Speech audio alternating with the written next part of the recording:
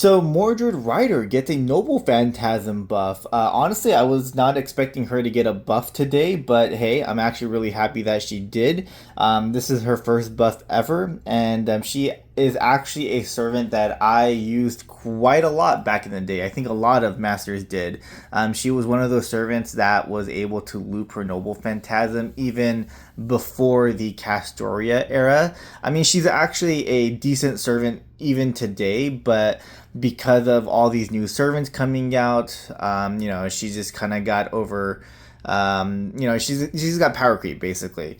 So for her to get a Noble Phantasm buff right now is actually pretty cool. So basically, her Noble Phantasm obviously gets damage up because it's a buff on her Noble Phantasm.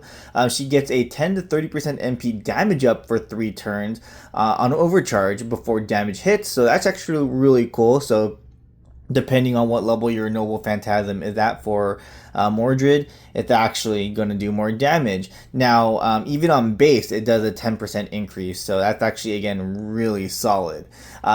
She also gets a 20% MP damage up for 1 turn before damage if you are on a seaside battlefield. Now, it's very niche, yeah. You're definitely going to be using this a lot on probably summer quests and stuff like that, summer event quests. But it's still a really nice buff because, I mean, if you're on a seaside area, you just get that 20% damage up. So depending on what your overcharge is at, you can potentially get a 50% damage up with this. And then again, the AoE damage up increase from Noble Phantasm as well. So yeah, this is actually really nice. I actually really like how she got a huge MP damage buff here. So very happy for Mordred Rider.